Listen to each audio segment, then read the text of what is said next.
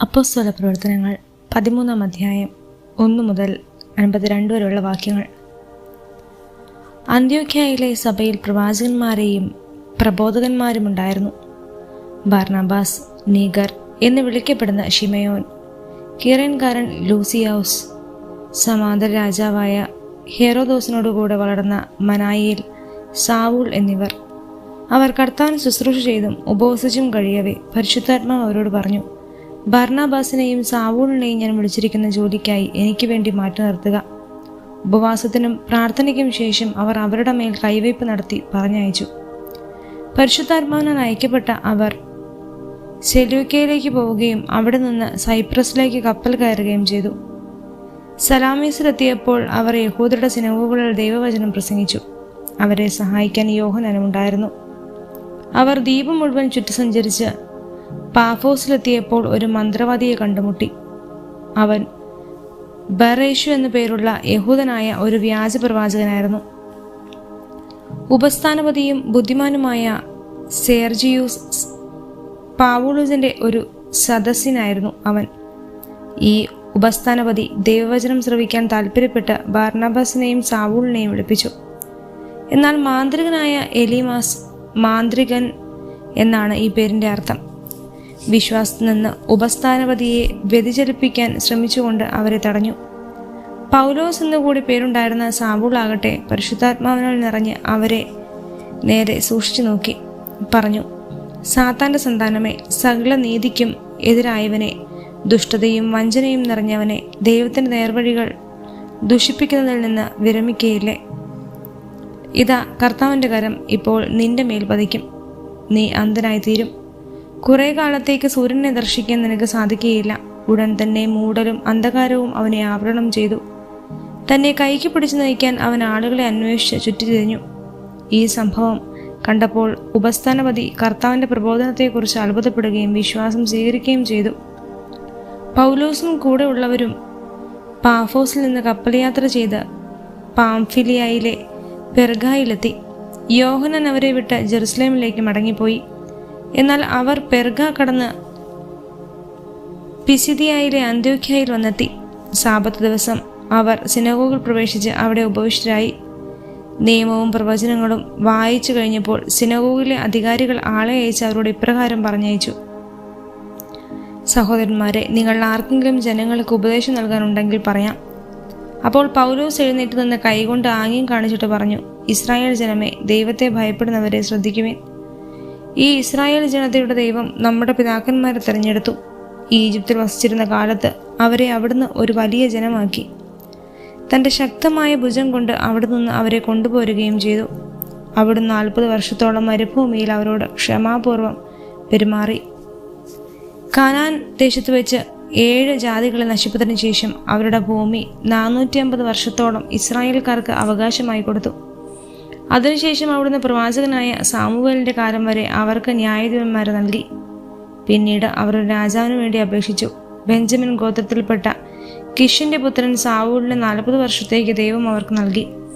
അനന്തരം അവനെ നീക്കം ചെയ്തിട്ട് ദാവീദിനെ അവരുടെ രാജാവായി അവിടുന്ന് ഉയർത്തി. അവനെക്കുറിച്ച് അവിടുന്ന് ഇപ്രകാരം സാക്ഷ്യപ്പെടുത്തിയിരിക്കുന്നു, ജസ്സയുടെ പുത്രനായ ദാവീദിൽ എൻ്റെ ഹൃദയത്തിനിണങ്ങിയ ഒരു മനുഷ്യനെ ഞാൻ കണ്ടെത്തിയിരിക്കുന്നു. അവൻ എൻ്റെ ഹിതം നിറവേറ്റും. വാഗ്ദാനം ചെയ്തതുപോലെ ഇവന്റെ വംശത്തിൽ നിന്ന് ഇസ്രായേലിനും രക്ഷകനായി യേശുവിനെ ദൈവം ഉയർത്തിയിരിക്കുന്നു.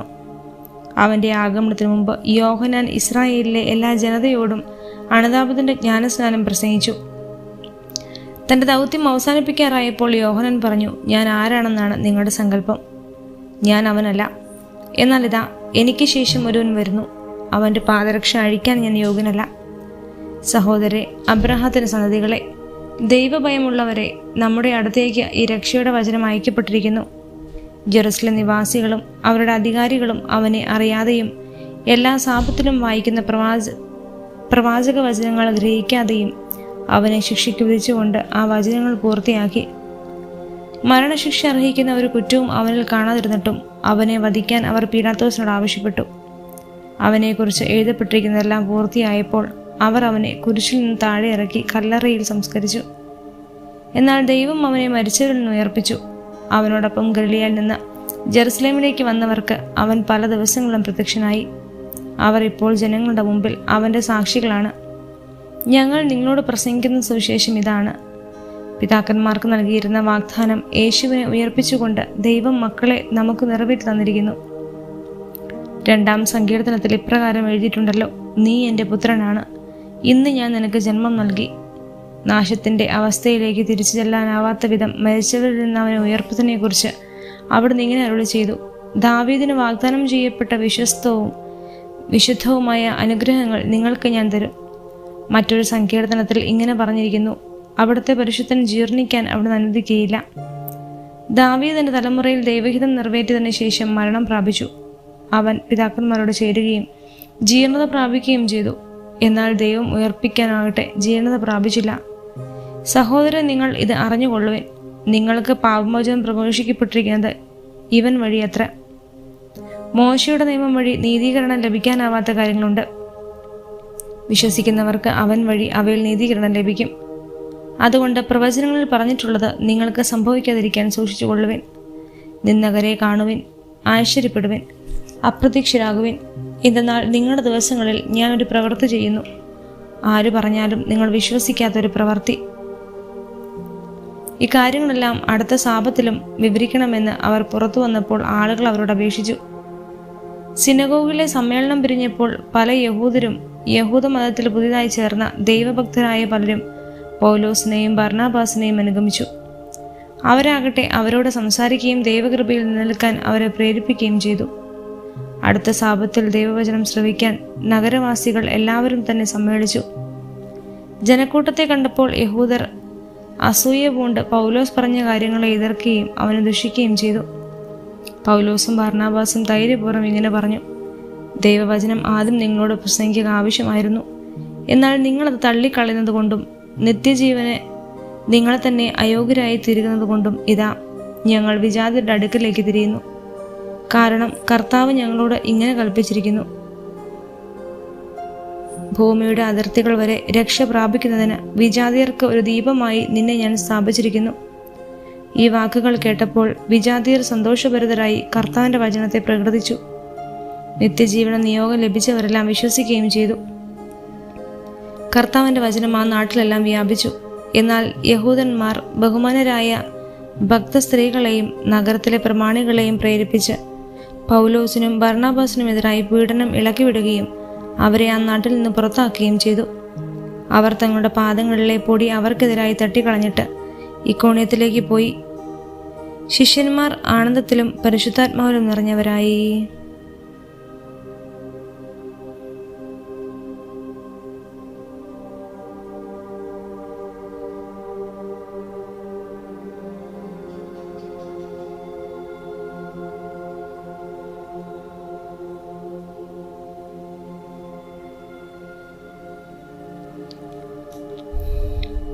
അപ്പോസ്തല പ്രവർത്തനങ്ങൾ 14-ാം അധ്യായം 1 മുതൽ 28 വരെയുള്ള വാക്യങ്ങൾ.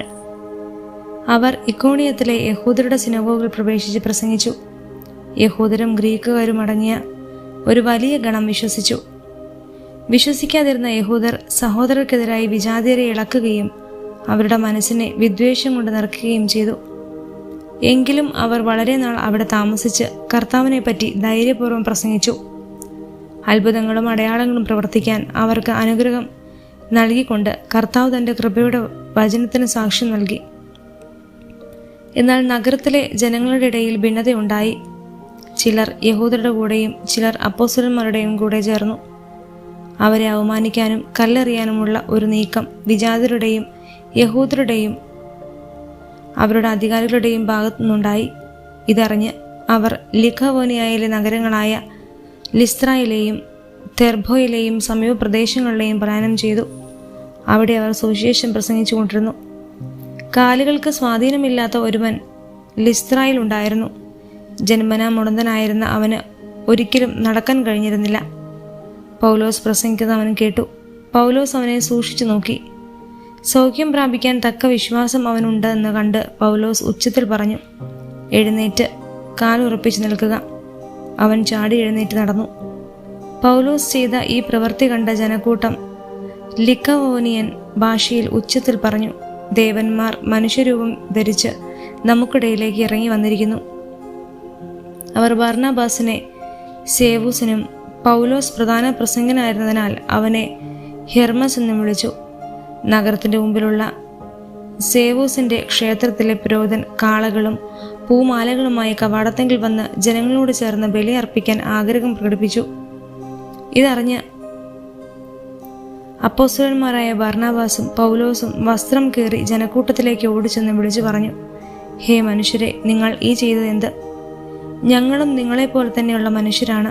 വ്യർത്ഥമായ ഈ രീതികളിൽ നിന്ന് ജീവിക്കുന്ന ദൈവത്തിലേക്ക് നിങ്ങൾ തിരിയണമെന്ന് ഞങ്ങൾ നിങ്ങളെ ഉദ്ബോധിപ്പിക്കുന്നു. അവിടുന്നാണ് ആകാശവും ഭൂമിയും സമുദ്രവും അവയിലുള്ള സമസ്തവും സൃഷ്ടിച്ചത്. കഴിഞ്ഞ തലമുറകളിൽ എല്ലാ ജനതകളെയും സ്വന്തം മാർഗങ്ങളിൽ സഞ്ചരിക്കാൻ അവിടുന്ന് അനുവദിച്ചു. എങ്കിലും നന്മ പ്രവർത്തിക്കുകയും ആകാശത്തു നിന്ന് മഴയും ഫലപുഷ്ടമായ കാലാവസ്ഥയും നിങ്ങൾക്ക് പ്രദാനം ചെയ്യുകയും ആഹാരവും ആനന്ദവും നൽകി നിങ്ങളുടെ ഹൃദയങ്ങളെ നിറയ്ക്കുകയും ചെയ്തുകൊണ്ട് അവിടുന്ന് തനിക്ക് സാക്ഷ്യം നൽകിക്കൊണ്ടിരുന്നു. അവർ ഇപ്രകാരം പറഞ്ഞ് തങ്ങൾക്ക്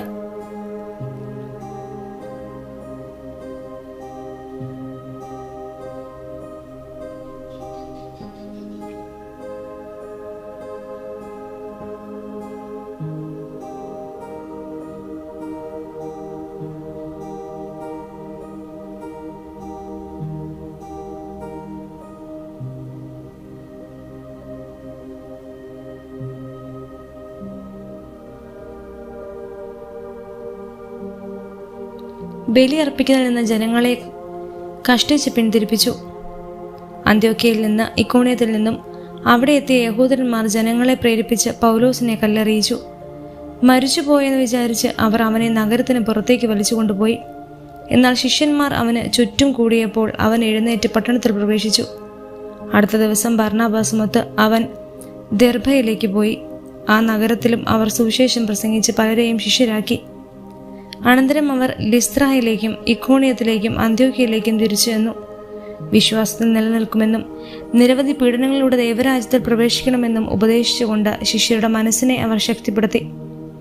അവർ സഭകൾ തോറും ശ്രേഷ്ഠന്മാരെ നിയമിച്ച് പ്രാർത്ഥനയോടും ഉപവാസത്തോടും കൂടെ അവരെ തങ്ങൾ വിശ്വസിച്ച് കർത്താവിന് സമർപ്പിച്ചു.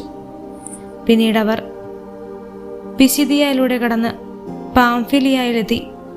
പെർഗായിൽ വചനം പ്രസംഗിച്ചതിന് ശേഷം അവർ അഥാലിയയിലേക്ക് പോയി. അവിടെ നിന്ന് അന്ത്യോക്യയിലേക്ക് കപ്പൽ കയറി. തങ്ങൾ നിർവഹിച്ച ദൗത്യത്തിന് അവകാശമായിരുന്ന ദൈവകൃപയ്ക്ക് അവർ ഭരണമേൽപ്പെട്ടത് അവിടെ വെച്ചാണല്ലോ. അവർ അവിടെ എത്തിയപ്പോൾ സഭയെ വിളിച്ചുകൂട്ടി തങ്ങൾ മുഖാന്തരം ദൈവം എന്തെല്ലാം പ്രവർത്തിച്ചുവെന്നും വിജാതിയർക്ക് വിശ്വാസത്തിന്റെ വാതിൽ അവിടുന്ന് എങ്ങനെ തുറന്നുകൊടുത്തുവെന്നും വിശദീകരിച്ചു. പിന്നീട് കുറേ കാലത്തേക്ക് അവർ ശിഷ്യരോടുകൂടെ അവിടെ താമസിച്ചു.